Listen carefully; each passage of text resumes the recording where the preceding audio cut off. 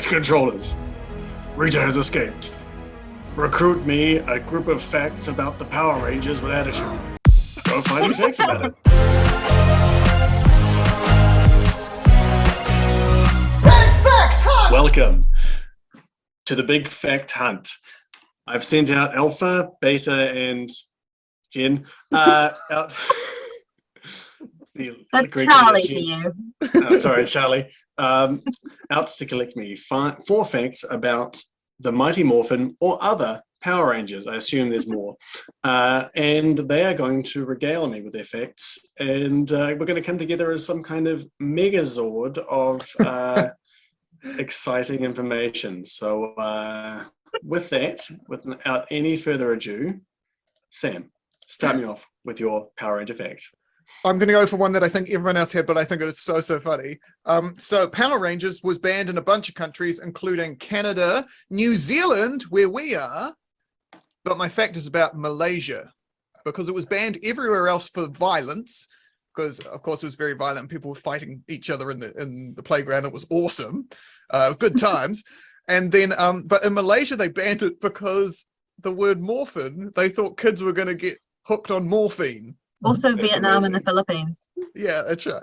And and I think that's great because they also banned Mortine, the fly spray, there as well for the same reason. That's not true. I made that part up. I was going to say, did they also ban the Matrix because of Morpheus? Yes, Did they ban the Morpheus god of dreams? Yeah. Weirdly, they haven't banned morphine, the drug.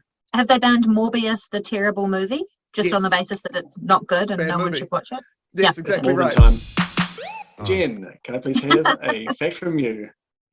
My fact is, as we all may remember, Kiwi superstar sweetheart Rose McIver helped save the world from Grindr. Classic. What? Wait, Grinder there.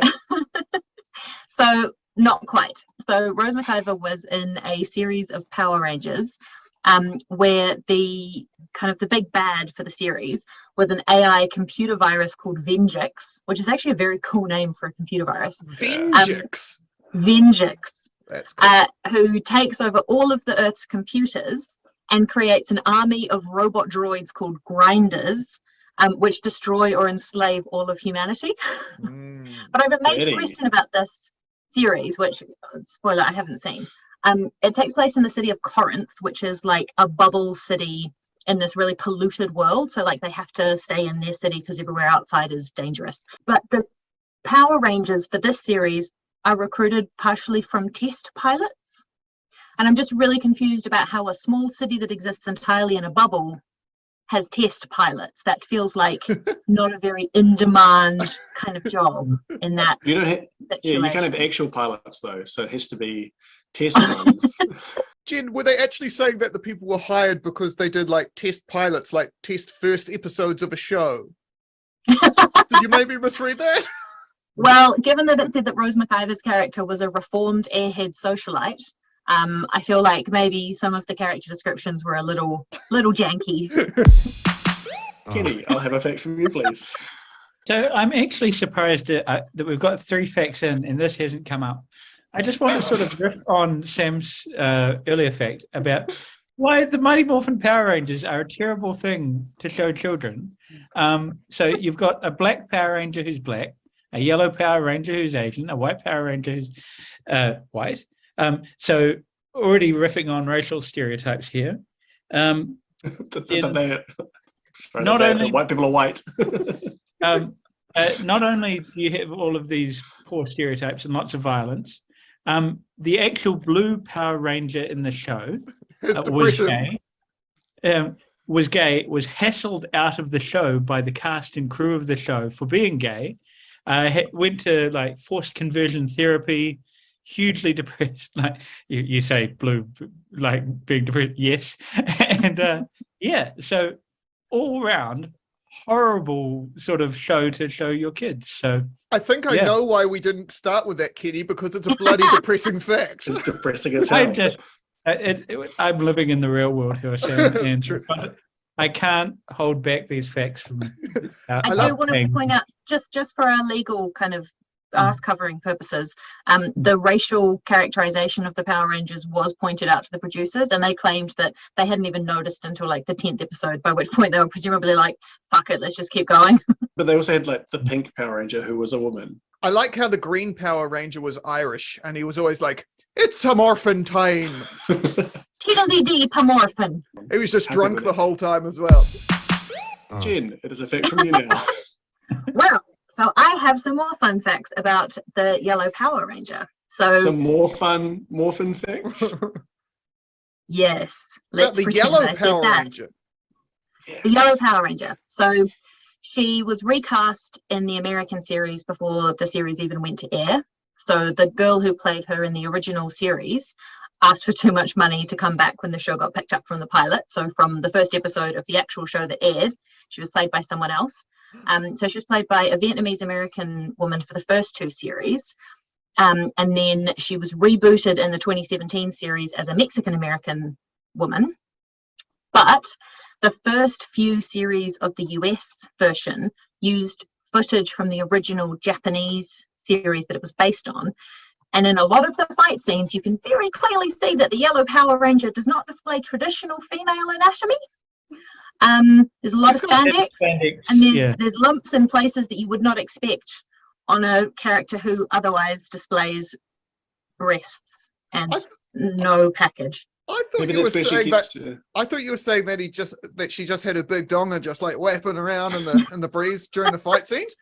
That lady's got a penis. But also, I read a claim that in the 2017 film, the Mexican American version of the Yellow Power Ranger is allegedly the first gay superhero on film, which is really confusing to me because Bucky Barnes first appeared in 2011. Isn't Superman now bisexual? So he'll be I first? think that's actually. a retcon. I don't think that applies to the earlier Sure it episodes. does. Also, Batman and Robin going back a long time has been slightly wink, nudge, nudge, right? Like, Yeah, but can we call Robin a superhero? Yeah. He does. He's a psych. Kenny, can I get a fact from you? So, there is canonically on the show a Ranger hotline that you can dial, and the number is, I need to read this out because I can't recall it, 555-0172, which was chosen in the States because that's not a number in the States. Yeah. But in New Zealand, and this might be useful for you, Tom, in New Zealand, if you dial the appropriate area code before then, you'll be put through to the Tile Depot in New Plymouth. 0655500172. I know that number. What's the jingle? The Tile Depot. It's as catchy as It's Morphin Time. This is amazing. That's my favorite fact we've ever had on the show. It's a very short fact. I've got nothing else. Like, It's Brilliant, very Kenny. good. It's made my day. Sam, can you please give me a fact? Yes, I can. I'm going to give you one of the best facts. It's kind of going off what Jen said. When Power Rangers started, and kind of still, it's filmed on a super low budget. Like, yeah, they got footage from the Japanese version of the show. That was all the fight scenes, and then they do the other scenes apart from it. They still do that to this day in the New Zealand version of Power Rangers that they film here. I don't think it's gone away. So the people who write for the show write the scenes to fit the footage that they've been sent over from Japan, which is amazing. Part of that is that when it started off, the show wasn't unionized at all, so the actors were paid really poorly. So I think from Jen's fact, that person probably was like, "Hey, can I get more than $50 a day?" And they would be like, "No, you're gone, you're cut." But my main fact is kind of related to what you're doing right now, Tom. So Zordon is the bad guy that speaks them whenever they go and see. He does a bunch of scenes, but they only got that guy in for one day. They filmed one scene, and they just, every time they needed Zordon scenes, they just put the same footage in and put different words over in the voiceover. Oh wow! So my fact is that Mighty Morphin Power Rangers is a super cheapskate of a show. Isn't he the good guy? Isn't he the one who gives them their powers? I thought Yeah, Zordon but he was a does- baddie. No, he recruits the child soldiers, so I guess he's not a good guy. Oh, yeah. But he is Yeah. the good Moral guy. relativism. He's a good guy, as in just like how Robert Mugabe is a good guy. Nathan Kenny. Why, thank you very much. So I don't want to speak about Mugabe apologists. I want to speak about Zordon a bit. So, bit of a story here for you. So the Blue Ranger, who got bullied a lot, was called Billy Cranston in the show.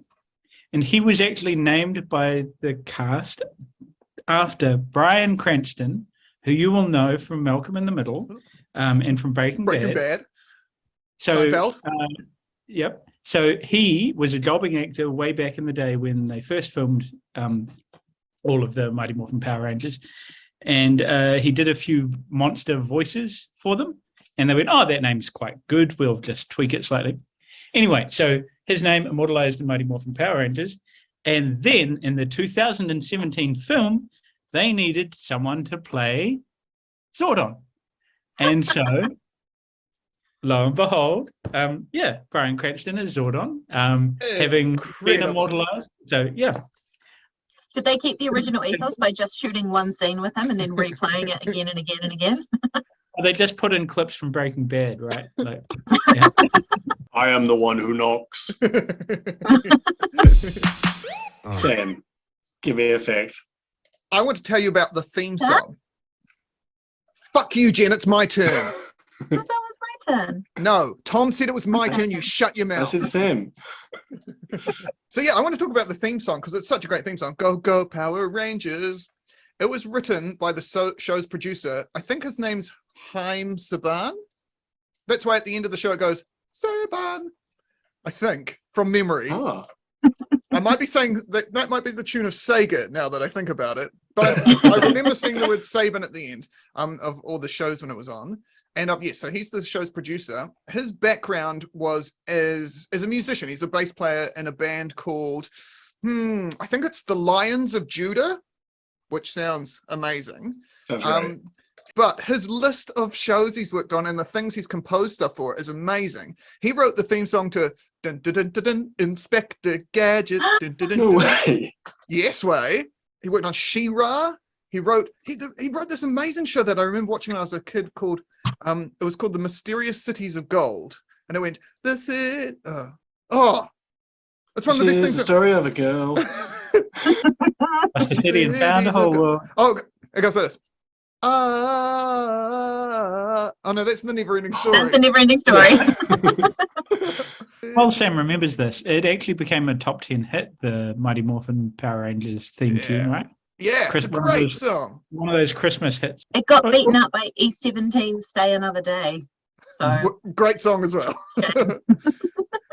He also worked on he didn't compose these songs, but he worked on them, or was the producer on the show for Digimon, Transformers, Spider-Man, Dragon Ball Z, X-Men, and a bunch of other things, including a Ninja Turtles movie.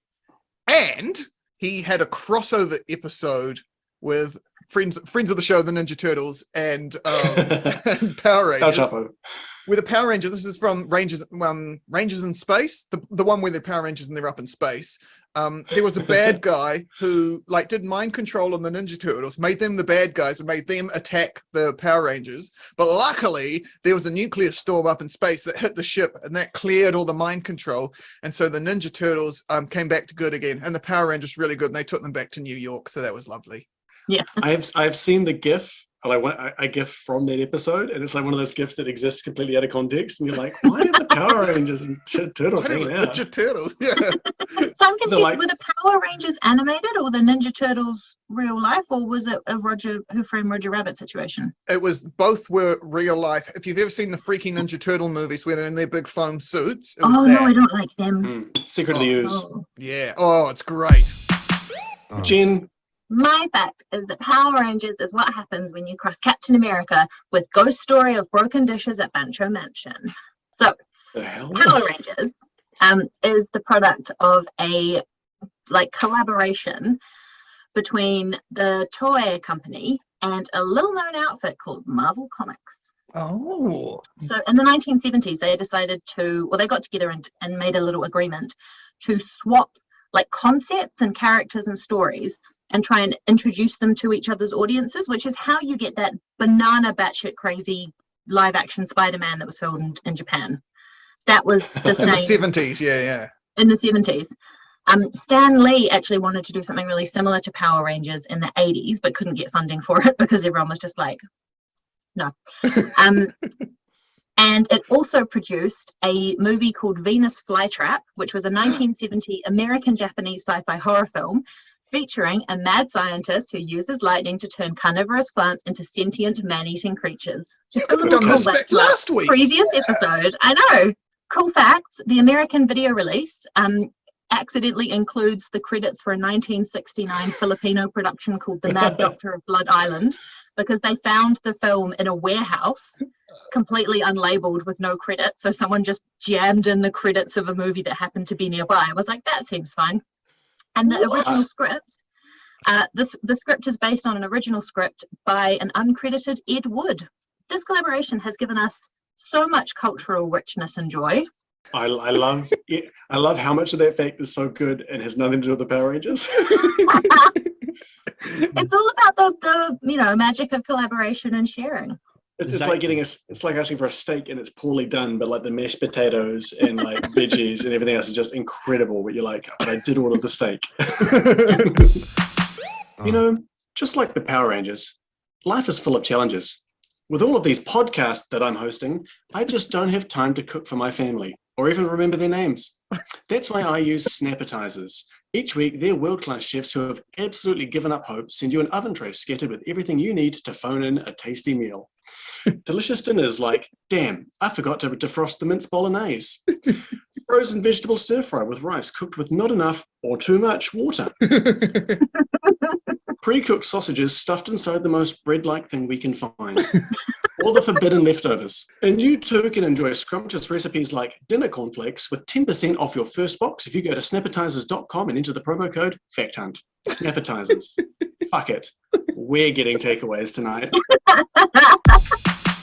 Sam, I'd like a fact from you, please. Do you want to know who the most powerful ranger is? Is it friendship? Close. It's my grandma, Molly Woods. I'll explain. So I looked up the most powerful of the rangers. And of course, rangers are you get Girl Guides, Pippins, Brownies, Girl Guides, then rangers. So rangers are in charge of all the other ones. They look up them. This is when you're a guide up to the age of 18. And so they do all sorts of great things out in the world. They raise women to be powerful and resourceful and wonderful and good at things, and they're great at that. Side note, brownies were originally known as the Fairy Peace Scouts. So that was quite nice. A kid said they changed it to brownies, a delicious dessert. But then, how does this relate to my grandmother? Well, I'll tell you. One step up from the Rangers. I'm not worried about your grandma. You show some respect to my grandmother. She's amazing. One step up from the Rangers is a thing called the Trefoil Guild. Once you turn 19, you've joined the Trefoil Guild. And those people feat my grandmother, still to this day, actually. She's 88. And she is part of the Trefoil Guild.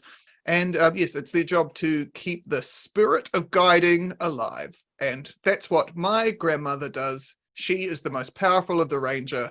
I salute you, Molly Woods.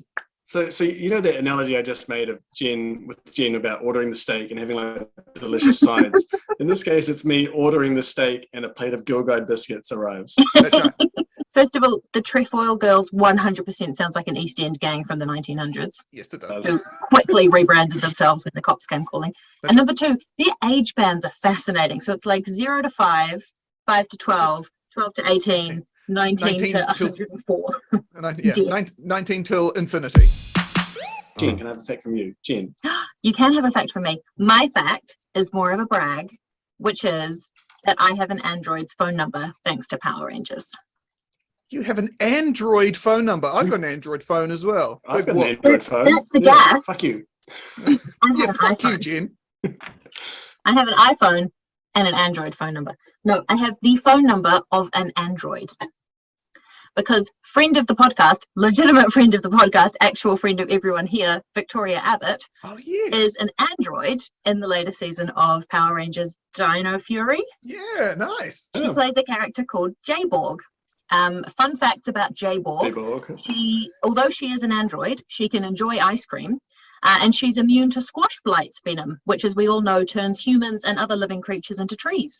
I did know that. And it is remarkable that we have a literal friend who is on the Power Rangers, and it has taken us the 4th round to actually mention that.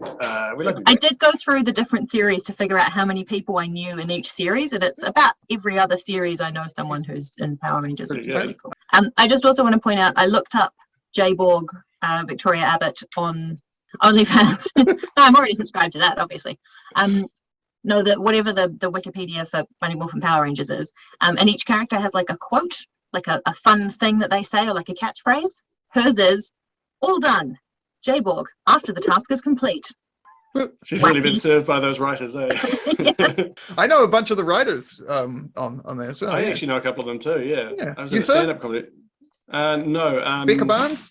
Becca Barnes. She's It great. must be the writing equivalent of, you remember that game where like you draw a head and shoulders and then you fold the paper over and the next person draws the torso, and it must be like that, because you've got to, as you said before, Sam, you've got to effectively just fill in time between these pre-filmed fight scenes and come up with reasons why they're happening in that way. And make sure you can film them around Auckland. Like, they'll often be down at Altus Square.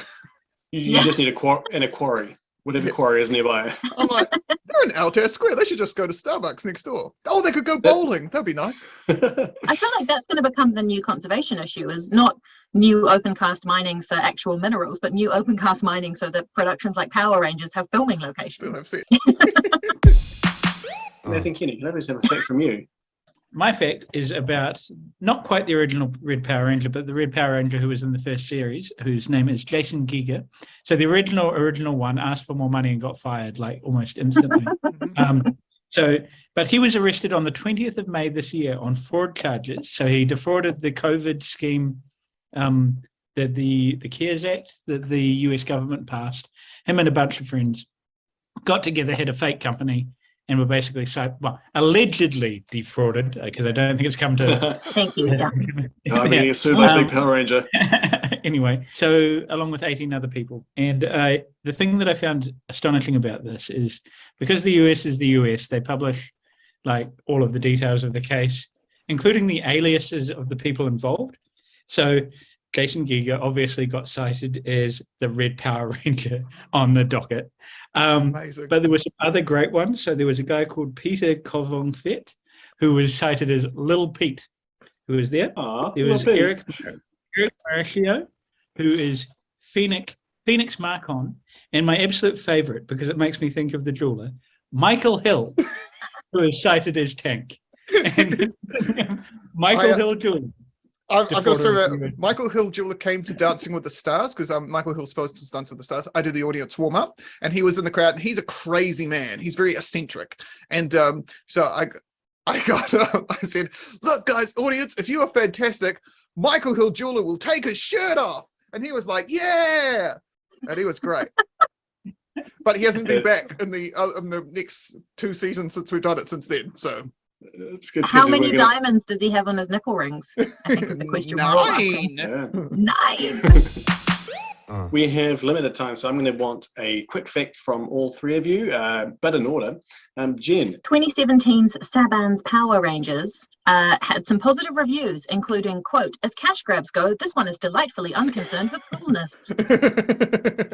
It also starred Elizabeth Banks as Rita Repulsa and Billy from Stranger Things as the Red Ranger. Oh, Billy? Oh, wow. Yeah. Billy! Okay.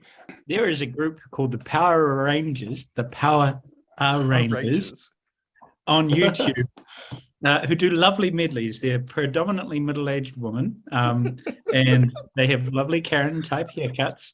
And I'm only slightly jealous that they have 300 more followers than us on YouTube. Only slightly. Which is why I'm putting the boot in. They do lots of a cappella arrangements of things like Rolling Stones medleys, and they're lovely, except for the fact they have more followers than us. But yeah, there's also a Google coding competition called the Power Rangers. Okay, so my one is about the most powerful ranger in Lord of the Rings. It's Aragorn.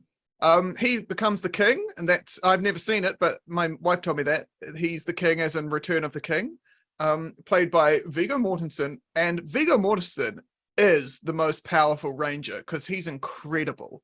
He got the police had to stop him from walking through Wellington because he was carrying a massive sword. Amazing. And when he was on the set of one of the movies, he kicked a helmet, broke his toe. It made the final cut of the scene, but after that, he then went and filmed another scene before eventually seeing the doctor and being like, "Oh yeah, you've broken your bloody toe." But more importantly for me, he also cracked a tooth, completely chipped it, and just super glued it back in place. And he only went to see a dentist when production were like, "Oh no, don't do that. You go and see a dentist." And he also slept in his uniform, in his costume, for a month before he was playing Aragorn to make his uniform look disgusting and dirty like it would have been in the thing. Thank you very much. And can I do one more quick fact? Very quick. Power Rangers is 1 day older than Liam Payne from One Direction. Power Rangers was born on August the 28th, 1993. That was the first day it debuted. Very good. Okay, well, I need to make a decision. And unfortunately, I do have to announce that there will be a disqualification. Nathan Kenny is disqualified for the New Plymouth Tau Depot fact because all New Plymouth numbers start with 75. You dial 027 555 0175. 027. You can Google that right now. Yeah, I told you with the appropriate. Okay, so do you okay, well that actually does. Is he disqualified, or do you undisqualify him? I have to undisqualify him, which is a very rare move. You should be a man of your word, you coward. Well, if one of us knew the difference between the area code and a mobile number, then we wouldn't have this kind of confusion. But I think he said the appropriate code. Sam, you're not gonna... Am I disqualified or not? I don't know what you're arguing. It literally doesn't matter for Sam anyway. I think I'm going to win this one, guys. It was your grandma fact that clinched it. It is. Okay, so let's have a look here. Great. So Kenny started off depressing as always. Great,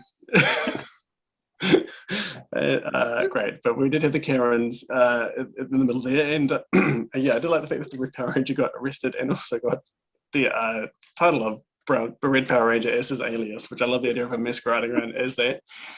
Jen just bragging that she has famous friends, which is again very typical. Sam going off on a tangent. Again, this is just, we've really hit our stride with this. Very good. So I'm gonna have to make a big call here. And because I've undisqualified Kenny, but I have disqualified no one, I am actually going to give it to Sam this week, because for the Zordon single clip, which I absolutely love that stuff, because it is a reverse Roadrunner with the meep meep. They just record that and they just use it over and over and over. That is actually an insane and amazing money saver. So Sam, congratulations. This is the best day of my life. Yes. Oh, in your face. I won. This is so We're good. just going to record that and I'm going to call my granny. So Sam, that's going to be the best. So Sam, this is the best ratio of actual facts to not actual facts for a win that I've ever seen. We did it, Granny. We won. I'll talk to you later. Okay, bye. Stop calling. I'm doing ranger things. I just kicked a helmet and broke my toe. I have to execute these 7-year-olds for not upholding the standard. Did you know I hit that dagger that the orc threw at me with my own sword and they just kept it in? Peter Jackson was like, wow, that's great, Viggo. Right, guys, well, if you disagree with any of the decisions I've made, or you want to keep in touch with us on our socials, all our socials are here. If you enjoy what we've been talking about, Sam's facts about his grandma, if you want to send a nice message to Sam's grandma, like and subscribe and send us a comment. Do those two things first before you do that. And next week, Sam will give us a wonderful treat for the next Big Fact Hunt. Goodbye, everyone. It's morphin' time!